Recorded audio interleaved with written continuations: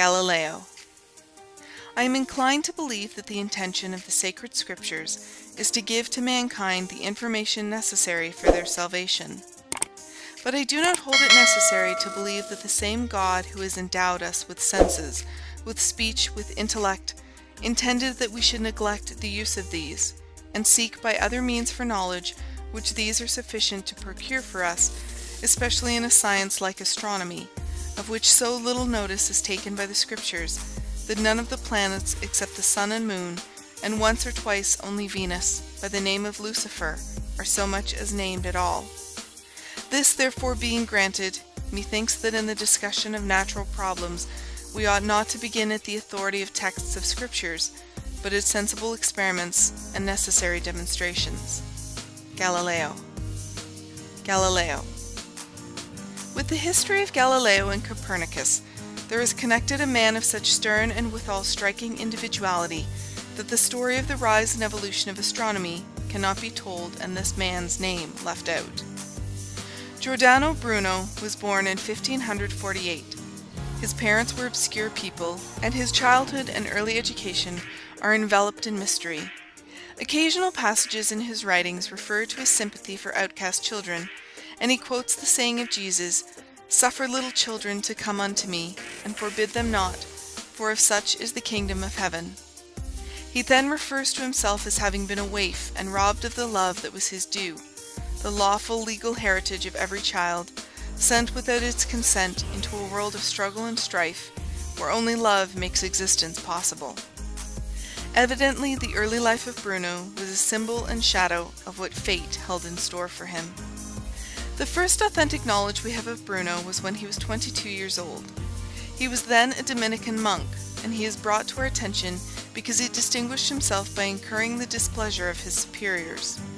His particular offense was that he had declared, "The infallibility of the Pope is only in matters spiritual, and does not apply to the science of material things." Strangely enough, these words of Bruno are almost identical with words recently expressed by Cardinal Sotoli. The difference in their reception is owing to a mere matter of a few hundred years. Truth is a question of time and place. Bruno was banished for his temerity, and Sotoli wears the red hat.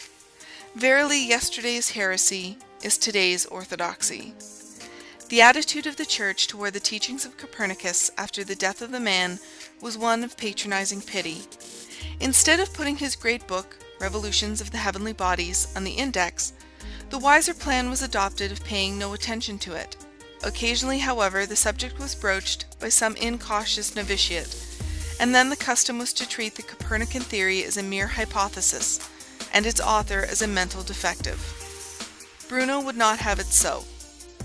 To him it was a very important matter whether the sun revolved around the earth, as the priests taught, or the earth revolved around the sun, as set forth in the work of Copernicus. He came to the conclusion that Copernicus was right, and said so. It was ordered that he should cease lecturing on the subject of astronomy and apply himself to spiritual matters. He argued that he should be allowed to think and speak what he pleased about the stars, since the whole matter was one of opinion, and even the Pope did not know positively the final facts of astronomy, and if the Copernican theory was a hypothesis, so also was the Ptolemaic theory held by the Church.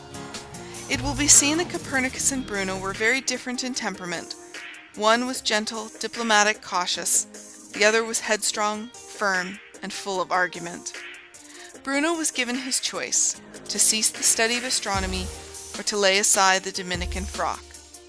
The hardihood of the young man was seen in that he unfrocked himself, thinking that once outside of the order, he was not responsible to a superior and could teach what he pleased, so long as it was not heresy. Heresy is treason to the Church, but Bruno could not see how spiritual dogma could cover the facts of physical science, since new facts were constantly being discovered, and the material universe could only be understood by being studied. He was too innocent to comprehend that a vast majority of the people believed that popes, cardinals, and priests knew everything, and that when any branch of knowledge was questioned, it placed the priests in doubt. Certainly the Church has not opposed science. She has only opposed heresy. But the curious fact is that advancing science has usually been to the Church heretical. When Bruno opposed anything that the priests taught, he opposed the Church. He was warned to leave Rome. His life was in danger.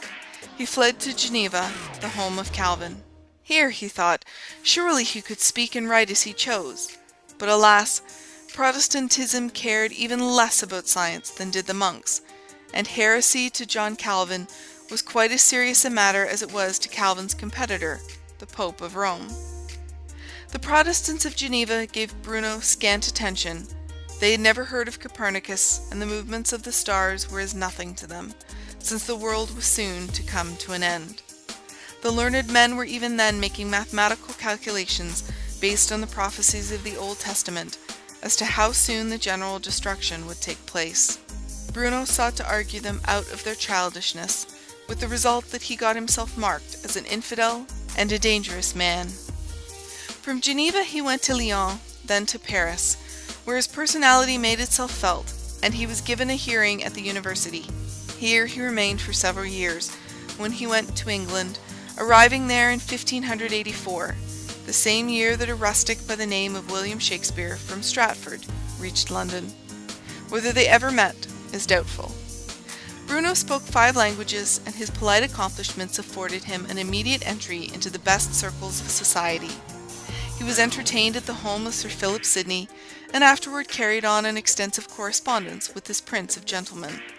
Greville presented Bruno to Queen Elizabeth, who invited him to lecture at the court on his favourite theme. This he did, and it is quite probable that the noble lords and ladies left calls, so they could be awakened when the lecture was over, and congratulate the speaker of the evening on his effort.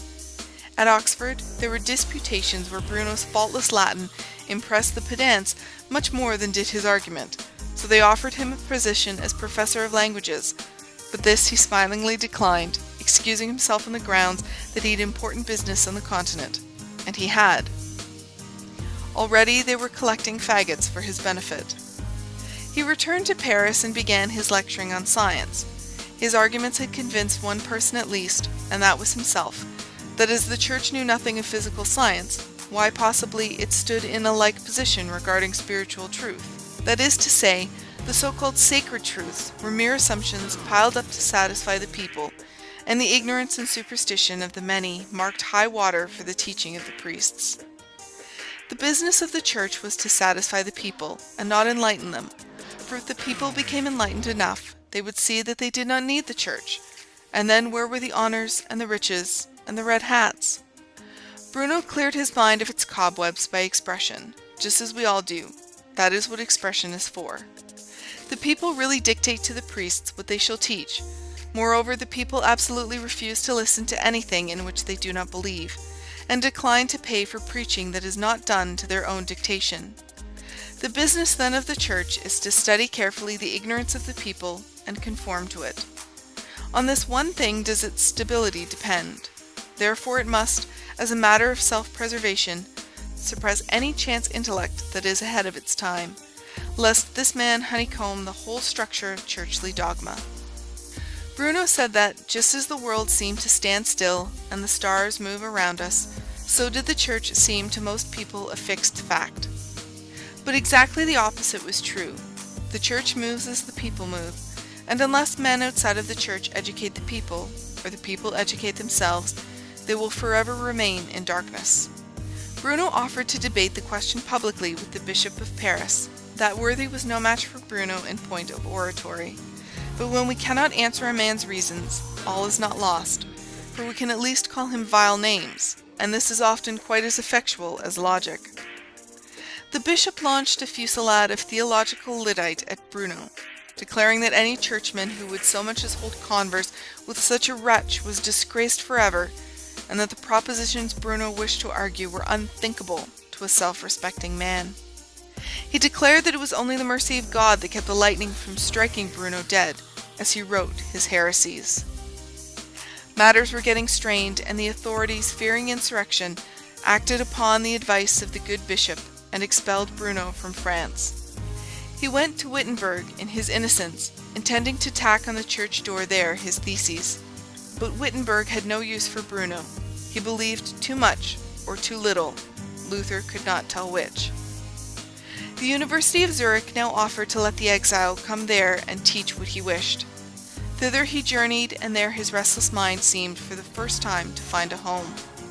His writings were slowly making head, and around him there clustered a goodly group of students who believed in him and loved him. In the midst of this oasis in a troubled life, word came from some of the old-time friends he had known in Rome. They were now in Venice, and wished to have him come there and lecture. Bruno thought that his little leaven was leavening the whole lump. He was not without ambition. He was flattered by the invitation. He accepted it and went to Venice. It was simply a ruse to get the man within striking distance. Very soon after his arrival in Venice, he was arrested by agents of the Inquisition and secretly taken to Rome. He was lodged in a dungeon of the Castle Sant'Angelo. Just what his experience was there, we cannot say. The horrors of it all are not ours, for no friend of Bruno's was allowed to approach, and what he there wrote was destroyed. We do know, however, that he was asked to recant, and we know he refused. We also know that he repeated his heresies and hurled back into the teeth of his accusers the invective they heaped upon him. Bribery, persuasion, threat, and torture were tried in turn, but all in vain, for Bruno would not swerve. Unlike Savonarola, his quivering flesh could not wring from his heart an apology. He scorned the rack and thumbscrew, declaring they could not reach his soul. He knew that death would be the end. He prayed for it, and even thought to hasten it by an aggravating manner and harshness of speech toward his captors, seemingly quite unnecessary. For 7 long years he was in prison. He was burned alive on the 7th of February, 1600, aged 52. When bound to the stake, he turned his face from the crucifix that was held before him and sought to kiss the faggots. His ashes were thrown to the 4 winds. Thus perished Bruno. In the year 1564, Galileo Galilei was born. Consequently, he was 36 years old when Bruno was executed. He had known Bruno, had attended many of his lectures, and had followed his career with interest. And while he agreed with him concerning the Copernican theory of the Earth's revolution, he took exceptions to Bruno's arbitrary ways of presenting the matter, and also to his scathing criticisms of theology. At this time, Galileo could not see that the extravagant words of Bruno were largely forced from him by the violence of the opposition he had encountered. Galileo fully believed that Bruno had been put to death for treason to the Church, and not on account of his astronomical teachings. These men had come up from totally different stations in life. Bruno was a man of the people, a self-made man, who bore upon his person the marks of the hammer. Galileo was of noble blood, and traced in ancestry to a Gonfalonier of Florence. From an early infancy he had enjoyed association with polite persons, and had sat on the knees of greatness. When 18, he was graduated from the University of Pisa, and at that early age his family and friends were comparing him, not without reason, to a genius who had come out of Tuscany some years before, Leonardo da Vinci. Parents either exaggerate the talents of their children, or else belittle them. The woman who bore George Gordon called him that lame brat, but we call him the poet Byron. Benjamin Franklin ran away from home, and his family thought themselves disgraced by his printed utterances. George Washington's mother, after being told that her son had been made commander-in-chief, laughed knowingly and said, "They don't know him as well as I do." Voltaire's father posted his son as irresponsible, tied up a legacy so the scapegrace could not waste it, invested good money in daily prayers to be said for the scapegrace's salvation, and then died of a broken heart, just as play actors do on the stage, only this man died sure enough. Alfred Tennyson at 13 wrote a poem addressed to his grandfather. The old gentleman gave him a guinea for it, and then wrote these words, "This is the first and last penny you will ever receive for writing poetry." The father of Shelley misquoted Job, and said, "Oh, to be brought down to the grave in grief through the follies of an ungrateful child." And Labouchere says that one of the 4 brothers of Shakespeare used to explain that he wasn't the play actor who wrote Hamlet and Othello, lest mayhap his name should be smirched. Galileo's mother had that beautiful dream which I believe all good mothers have, that her son might be the savior of the world. As he grew to manhood, her faith in him did not relax. In childhood, Galileo showed great skill in invention. He made curious toys with cogs and wheels and eccentrics, whittled out violins and transformed simple reeds into lutes, upon which he played music of his own composition. In fact, so great was his skill in music that at 20 they wished to make him official organist and choirmaster of the cathedral. His personal taste, however, ran more to painting. For some months he worked at his canvases with an ardor too great to last long. If ever a man was touched by the spirit of the Renaissance, it was surely young Galileo. The Archbishop of Pisa said, "Upon him has fallen the mantle of Michelangelo." He gave lectures on art and taught painting by actual example. One of his pupils and a great artist, Lodovico Cogoli, always maintained that it was to the inspiration and counsel of Galileo that he owed his success. There are really only two things to see at Pisa. One is the Leaning Tower, from which Galileo with his line and plummet made some of his most interesting experiments, and the other is the cathedral, where the visitor beholds the great bronze lamp that is suspended from the vaulted ceiling.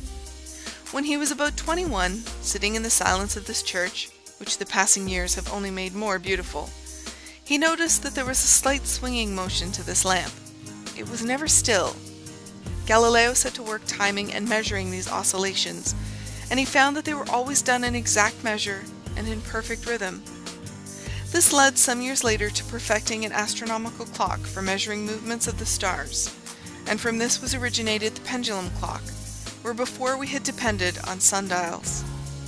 The endeavor of Galileo's parents had been to keep him ignorant of mathematics and practical life, that he might blossom forth as a saint who would sing and play and make pictures like those of Leonardo, and carve statues like Michelangelo, only better. But parents plan, and fate disposes.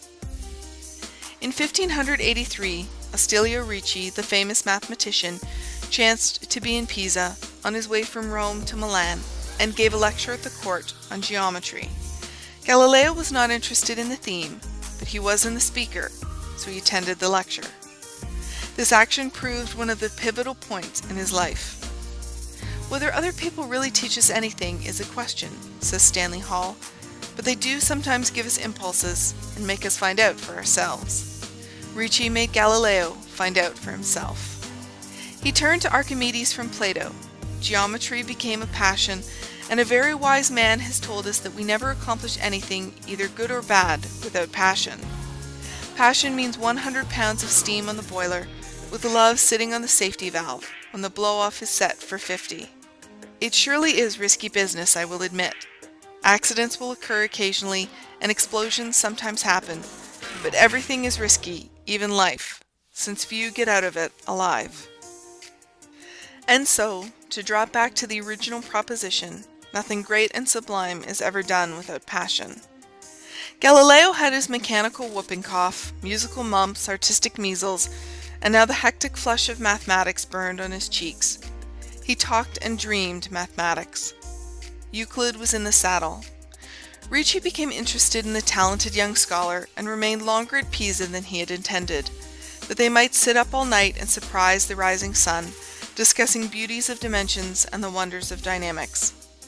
Together they went to Florence, where Ricci introduced his pupil as a pedagogic sample of the goods, just as Booker Washington usually takes with him on his travels a few ebony homo bricks as his specimens from Tuskegee.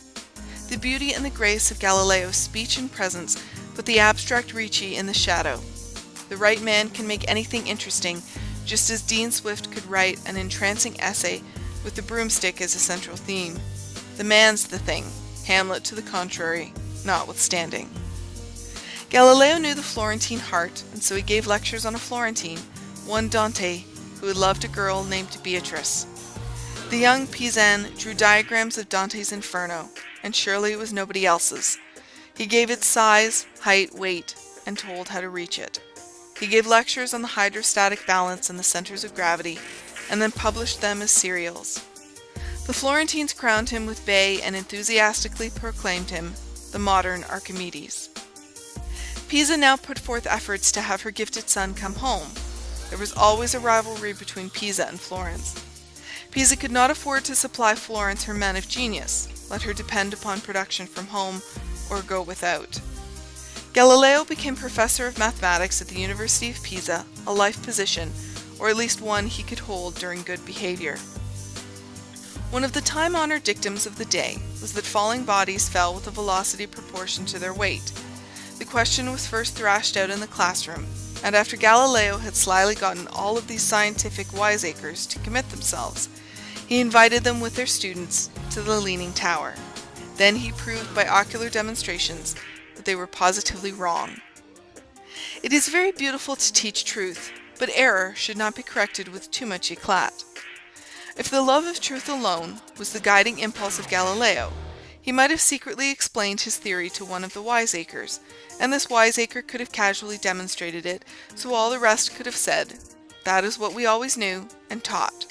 Instead of this, Galileo compelled the entire faculty to back water and dine on fricasseed crow.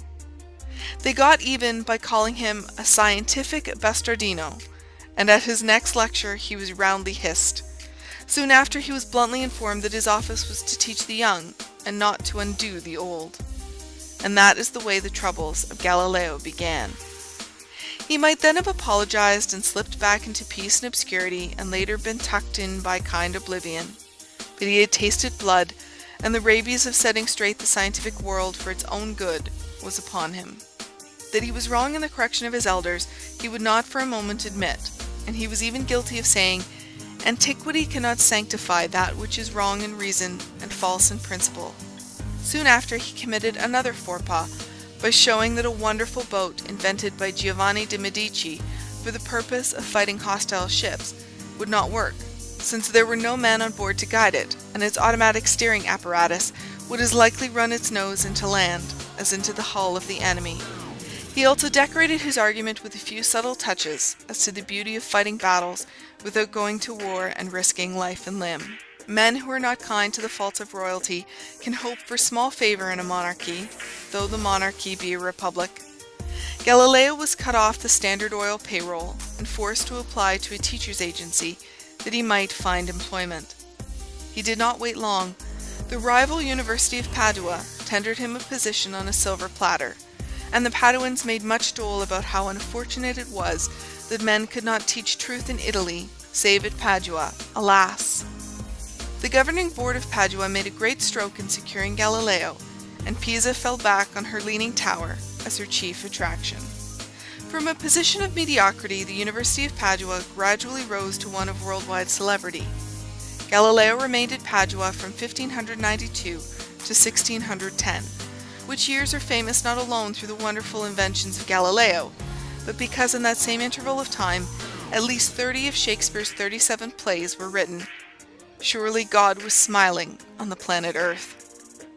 Galileo's salary was raised every year, starting at 200 florins until it reached over 1,000 florins, not to mention the numerous gifts from grateful pupils, old and young. Students came to Padua from all over the world to hear Galileo's lectures.